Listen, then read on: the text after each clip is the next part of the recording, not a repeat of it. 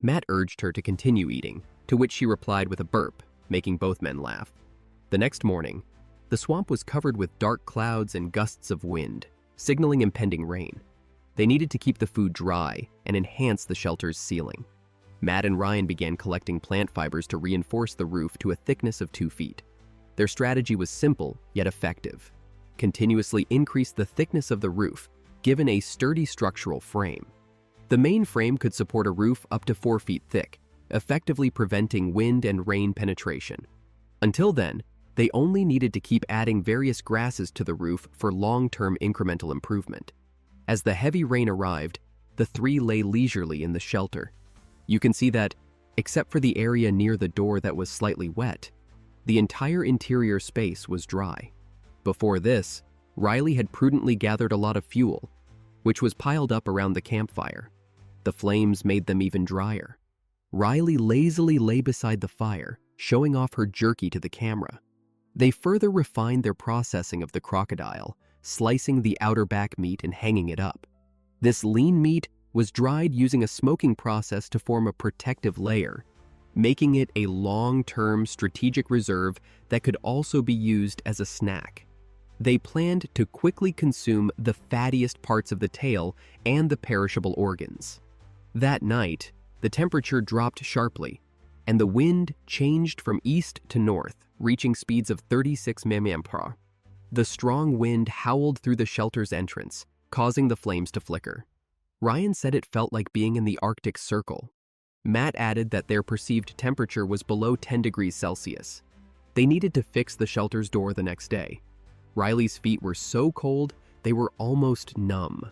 Most of the night, she warmed her feet by the fire, which caused everyone's sleep quality to decline.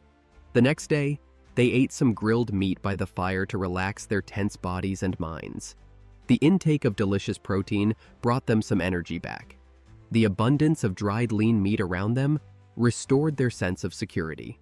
After breakfast, Matt and Ryan began to chop wood for making a door frame, and Riley joined in. She chopped a few smaller trees and cut the raw wood into suitable component sizes. Soon, a well-angled, smoothly sliding wooden door frame was completed. Matt said he saw palm leaves as a precious resource and had left a nearby cluster untouched until now. The roof's cover was made of common weeds and willow branches, but now they used these palm leaves as filling for the door. Matt and Ryan crossed a waist-deep river to gather a pile of palm leaves and quickly completed a door with excellent sealing. Riley loved the door, praising its decorative and artistic elements, which made the shelter look like a modern bar. Matt then mimicked the gesture of a bartender welcoming guests. The door was not only functional, but also served as a beautiful decorative piece, making the place look like a stylish cocktail bar. Due to Matt's team's feat in capturing the crocodile and their shelter-building advantage, the production team gave them high marks in the periodic scoring, boosting their score by 29 percentage points and putting them well ahead of other teams.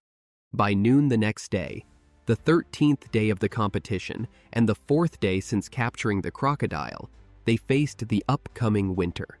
Many animals would hibernate, reducing the opportunities to find food. Relying only on their stockpiled jerky, they wouldn't last many days. Matt and Ryan stood on the riverbank observing the local wildlife. The river was unusually calm, hiding all creatures from their sight. Matt aimed to catch another large prey.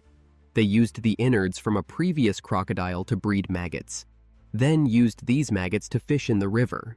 They planned to use leftover fish heads to trap another crocodile, creating a sustainable cycle of resources. Riley handled personal hygiene issues at camp. In a later media interview, she revealed that the harsh living conditions caused her to stop menstruating. However, she still tried to maintain hygiene within her means, preserving civilized habits like dental care. She used a charcoal piece as toothpaste and her finger as a toothbrush, quickly revealing bright white teeth. In the afternoon, Matt and Ryan returned to the crocodile dock with new bait. Matt was pleased with the pungent smell of the bait and hung it in the trap at the desired height using a long bamboo pole. He hoped the trap would be as successful as before, but noticed the water level had significantly dropped, reducing the living space and total number of river creatures. No crocodiles were visible, prompting him to consider expanding their hunting radius. The next afternoon, Ryan checked the crocodile trap at the willow dock. The hook was untouched, and the water level had dropped further, rendering the trap ineffective. Matt patrolled on land with a bow and arrow, hoping to spot and hunt land animals to increase their food supply. He emphasized that every ecosystem has its rhythm that can be understood through its details. He found a narrow animal trail, but realized it was from recent random animal activity and not worth tracking. To broaden his view, Matt ignored medical advice and waded through waist-deep swamp. He had contracted parasites early in the competition, making water entry risky, but he proceeded to ensure his team's survival. Upon returning, he reported signs of deer on the opposite riverbank and found traces of wild boars and raccoons on tree stumps. In the swampy mud, he noticed signs of beavers sliding and rolling, which could be their main food source after winter sets in. Matt paid a severe price for his risky behavior in the water. Soon after, he experienced intense pain in the infected area, which swelled and scarred.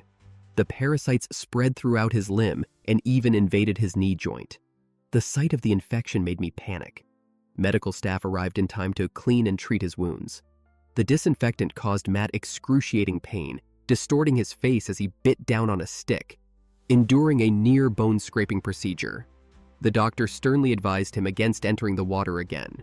Facing a rich food source across the river yet blocked by it, Matt began to contemplate a surprising idea. The next morning, Ryan painfully informed his teammates that he too was infected by the same parasites in the same area, meaning both were now unable to enter the water. Riley, deeply discouraged by the news, silently began making fish traps, utilizing leftover crocodile innards to prepare for taking over the water operations. With their range of activity and skills severely limited, Matt envisioned a grand plan. They needed to construct a bridge to connect both riverbanks, a systematic project that couldn't be completed in just a couple of days. For now, they had to try new methods to secure food with the resources available. Matt upgraded his fishing bow and arrow to include a retrievable component, but this severely affected the arrow's trajectory, resulting in failure. He then tried to stabilize the arrows by filling hollow tubes with water, but this was also unsuccessful. 8 days after their last crocodile catch, some dried meat still remained at camp, providing a modest supply of calories, though no increase in food acquisition was achieved. On day 18 of the challenge, the team faced unprecedented difficulties. They lay in camp eating dried meat to replenish their energy. Ryan noted a change in his physique. The continuous decrease in food intake allowed him to feel his own ribs, indicating that his pre-challenge body fat was nearly depleted. They needed to confront the harsh reality of food scarcity. Sitting together, they discussed strategies to plan effectively for their survival. Over the next few days, Riley managed the fish trap cages, while Matt and Ryan searched for hunting opportunities on the ground. They discovered fresh signs of beaver activity and were certain a nest was nearby. Matt was particularly interested in this beaver, noting it was nocturnal and likely sleeping in its den during the day, which presented a high chance of capture. They found what seemed to be the beaver's den. After Ryan unsuccessfully probed inside, they planned to smoke it out. Back at camp, Matt crafted a hunting spear, and Ryan gathered charcoal. At the beaver's den, Riley was responsible for starting a fire at the entrance, while her teammates, Matt with his bow and arrow and Ryan with his spear, readied themselves near the smoking exit. They waited a long time, but fortune was absent. The beaver was not home, and they returned empty-handed. However, the journey wasn't without gains. They discovered the activity trails of beavers, allowing them to set targeted traps. They identified several paths the beavers frequently used. Ryan set up a spring trap there, and Matt admired its professionalism, acknowledging it was as good as he could have done himself. That night, they returned to camp, facing another night of cold waves. Ryan's trap worked the next day, and from afar, they saw a beaver struggling in the trap. Matt shot an arrow to secure the catch and end its suffering. The prey's plump body excited them. Matt said this was not just a hunt, but a perfect revenge for the parasites that had infected them. Back at camp, They processed the fresh, warm ingredients. They cooked the most nutritious inner organs first. Besides being a lump of protein, they were rich in scarce electrolytes and trace elements. The barbecue party started.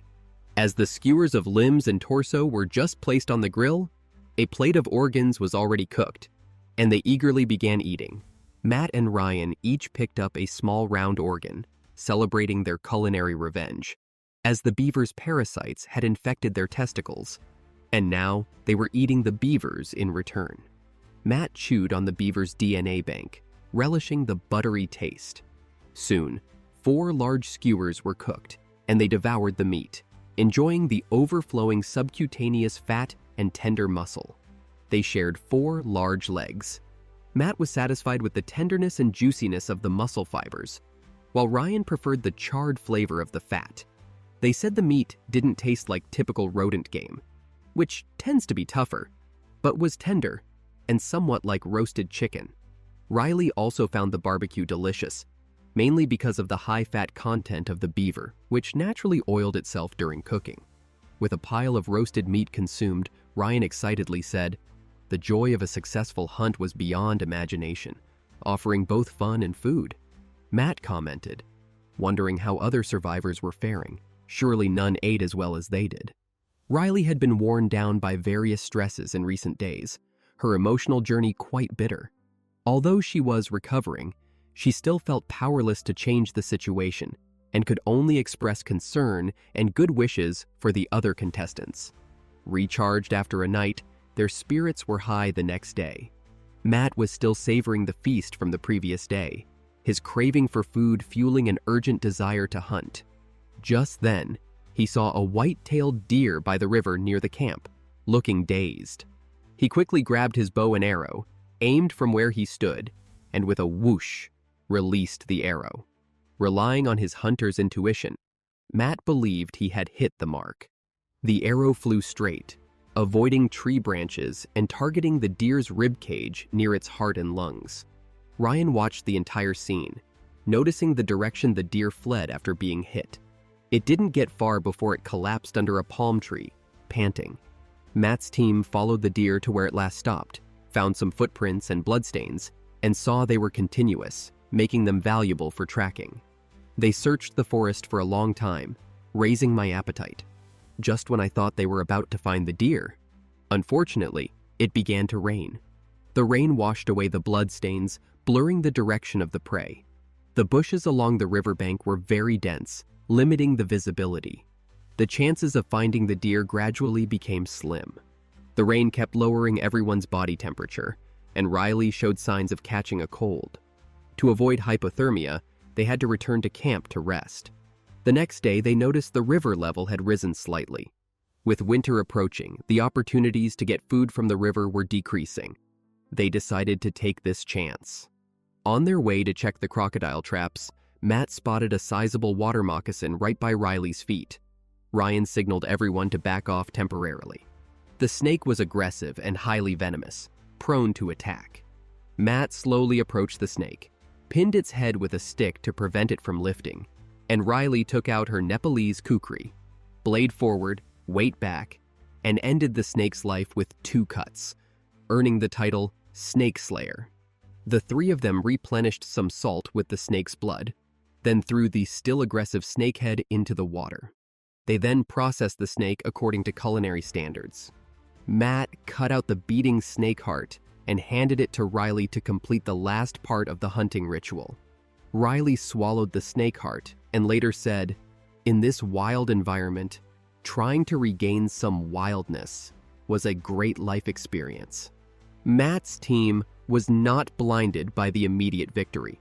They adjusted the height of 2 crocodile traps and added new bait while the water level was rising. A significant turn occurred the next morning. Matt and Ryan, as usual, checked the crocodile traps early. The first trap was empty, but at the second trap, they found the bait had been pulled deep into the water. He tried pulling the crocodile rope, and immediately, violent splashing appeared on the surface. Part of the crocodile's body surfaced, measuring about 2.5 meters long, a very large specimen among American alligators. Matt excitedly returned to camp to inform Riley, and the three cheered together. Before the formal hunt, they held a hunting ritual as usual, applying some warrior lines on their faces with charcoal ash, gaining an enchantment effect of plus 10 agility and strength, plus 5% to their defense attack stats. Matt's team carefully observed the crocodile's size and condition by the trap. They estimated it weighed over 200 kilograms, nearly twice as heavy as the last crocodile they encountered. A crocodile this size was hard to penetrate with blades and had deadly destructive power, capable of killing a person with one bite. The best method was to drag the crocodile ashore first, use ranged attacks to deplete it, and then finish it off when its health was low. Now the problem was how to drag the crocodile to shore, and Ryan proposed his plan. In practice, the alligator's size and strength were astonishing. 3 people holding onto a rope could hardly keep their balance. Fortunately, the alligator's strength was gradually depleting. The balance of victory in this tug-of-war slowly tipped in favor of the humans. As the alligator was being dragged to the shore, Matt seized an unguarded moment, grabbed the alligator's tail, and pulled it towards the bank. Startled, the alligator launched into its death roll, trying to burrow back into the river. Matt shouted for Ryan to prepare a noose for the alligator's head. Seeing the noose, the alligator sensed danger and desperately attempted another death roll to break free from Matt's control. After the second roll, Matt casually released the tail, pulled on the first noose, and dragged the alligator's head closer, reassuring it to relax and not to panic. Hearing Matt's comforting words, the alligator lost all will to fight and only thought of escaping. Matt successfully slipped the second noose over the alligator's upper jaw. Ryan and Riley took over the 2 nooses and started dragging the alligator onto the shore. After most of the alligator's body was on land, Matt tightened his bowstring and shot an arrow directly into the alligator's heart. Confident in his archery, he did not shoot a second arrow. Matt told his companions to wait a little longer. They waited briefly for the alligator to transition from cardiac arrest to brain death. During this brief period, the trio stretched their tense muscles and nerves and exchanged fist bumps to celebrate. Anticipating a vacation-like life ahead, the 3 were pleased and comfortable. On the 24th day of their challenge, the Wild Boar King team captured a large alligator nearly 3 meters long and weighing over 220 pounds. Due to a peculiar cultural background, they named this alligator Maximus, indicating it was male. When the 3 brought their catch back to camp in the afternoon, using a large tree, Matt set up a temporary meat processing workshop. He started with the tail, the first step in the rough processing procedure. The tail was highly utilizable and versatile once processed, but difficult to preserve long-term, so it was the first to be processed. After the tail was removed, Riley took over the second assembly line. She separated some fat from the tail, planning to make soap to help Matt and Ryan clean their bodies and reduce the impact of parasites. The remaining parts were cut into sizes suitable for stewing. Due to humidity and flies, these meat pieces could only be preserved for 48 hours. Thus, these tail meat pieces and the organs would be the main ingredients of their meals for the next 2 days. Matt looked at the large pieces of meat that had been butchered, indicating that his team had a significant task ahead with their meals for the next 2 days. The alligator's head was processed separately and hung in Matt's rough processing workshop.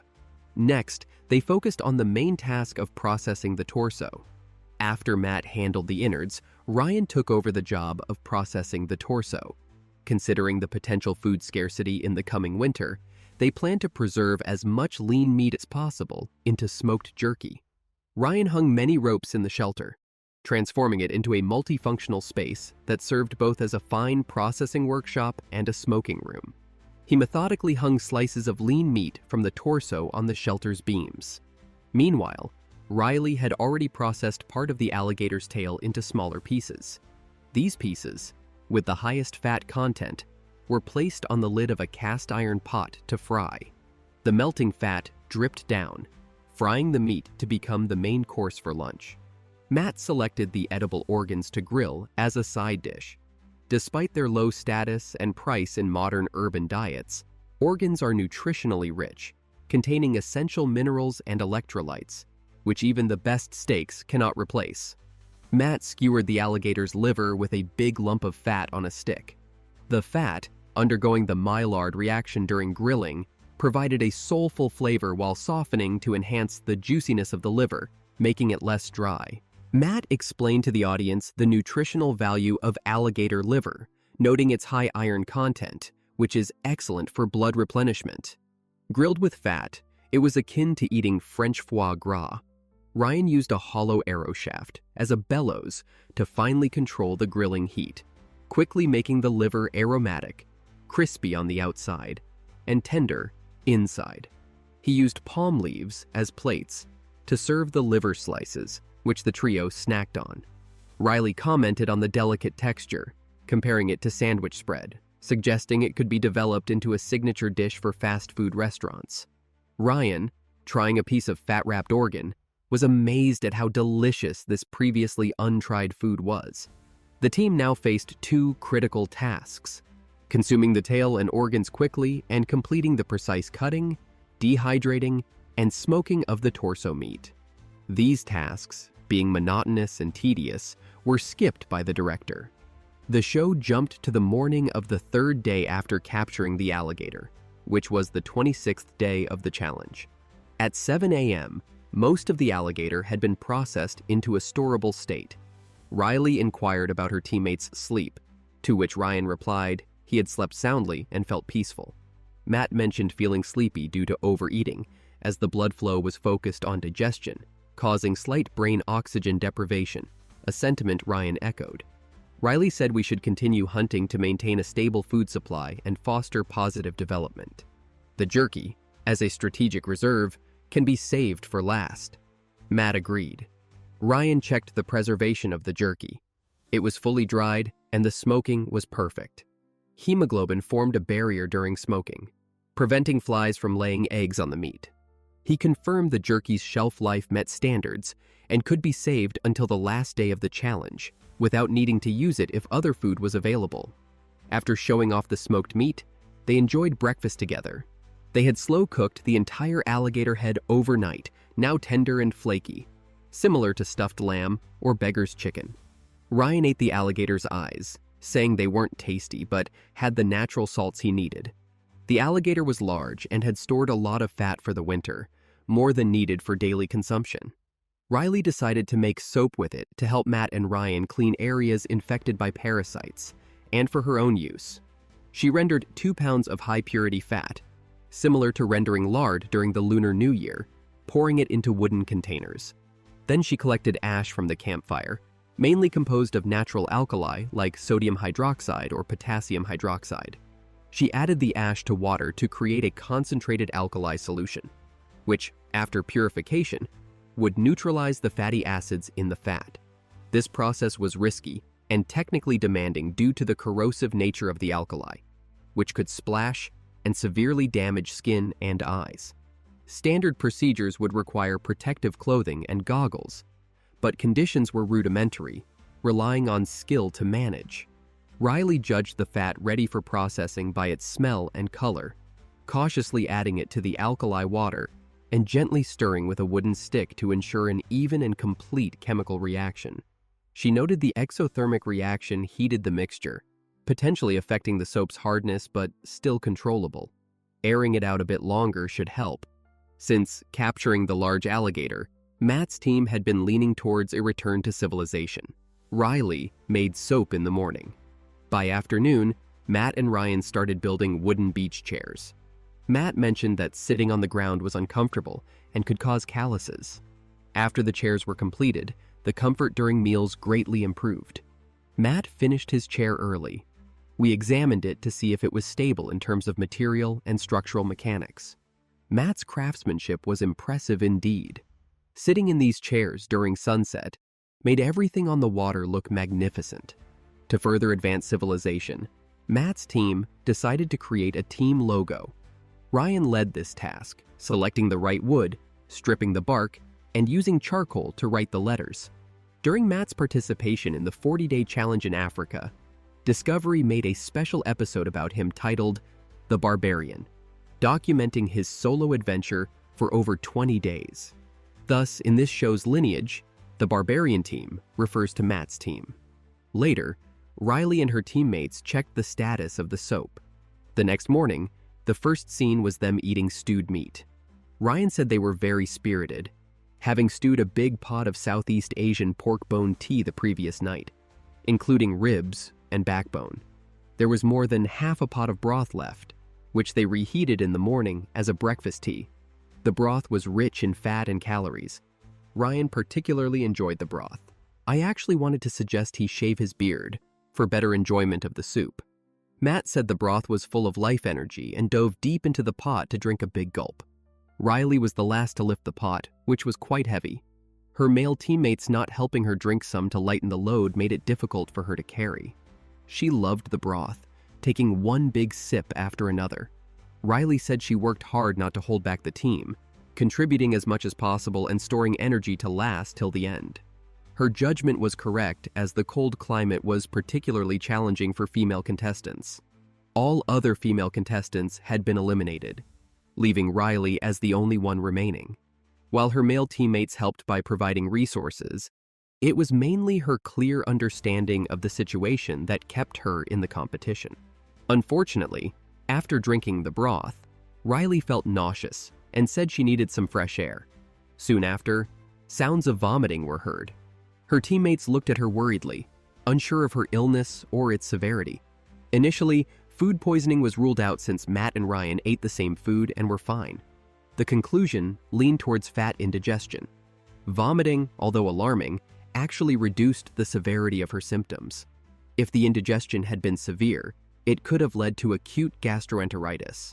Based on Ryan's recent experience with vomiting, he prepared clean drinking water for Riley to prevent dehydration or fluid imbalance.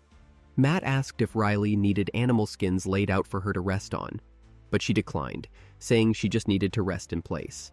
Matt and Ryan were deeply involved and worried, unlike me, who already knew the outcome. Riley's vomiting was frightening, so they were very concerned and thought she might quit the competition. To increase suspense, the production team decreased Matt's team's survival index by 20 percentage points. On day 30, halfway through the challenge, the team gathered around the campfire for a brief rest and discussion. Matt mentioned that Riley's digestive system was fragile and advised her not to be harsh on her body and to rest as much as possible. Riley felt very uncomfortable, but noted her nausea and stomach pain had subsided. She had avoided eating and drinking to alleviate the symptoms, but planned to try some food and water today to prevent dehydration and see if it aggravated her condition. Being sick in the wild is severe, as vomiting caused her pain and fatigue, challenging her ability to face the next 30 days. She needed to overcome this adversity. Ryan said not eating or drinking wasn't a solution because people need to eat, especially to prevent dehydration. He recalled his own miserable experience vomiting bile during the 40-day challenge in South Africa when his team was incapacitated, and he had to survive alone, eating lizards and wild fruits. The fruit acids damaged his stomach, and after a night of vomiting, he was carried away. His teammates who ate the same fruits also got poisoned, leading to a team wipeout. Ryan remarked that if Riley couldn't balance her fluids, she might also end up being carried away. The best they could do now was rest and adjust. As a 3-person team, losing any member would mean the team could no longer function. Returning to Riley, she said she had no appetite and felt nauseous at the sight of food. But fortunately, the vomiting had decreased significantly and was improving. The 2 men left Riley to rest at the camp while they discussed their most crucial plan outside: building a bridge. Matt and Ryan were infected with beaver parasites in their testicles, preventing them from entering the water, severely limiting their activity range. With winter approaching, many reptiles would disappear from sight, hibernating. The riverbed was locked in by tree roots, making it very stable, and the entire river was deep, but the height of the riverbed was consistent, suitable for bridge construction. The jungle across the river had a rich population of terrestrial mammals, which could be a crucial food source for Matt later in the challenge. The implementation of all these plans depended on the current bridge project, which seemed simple but was filled with professional design and practical functionality. Matt had previously built simple inland docks in the Amazon rainforest, and by stacking these docks, they could create a bridge.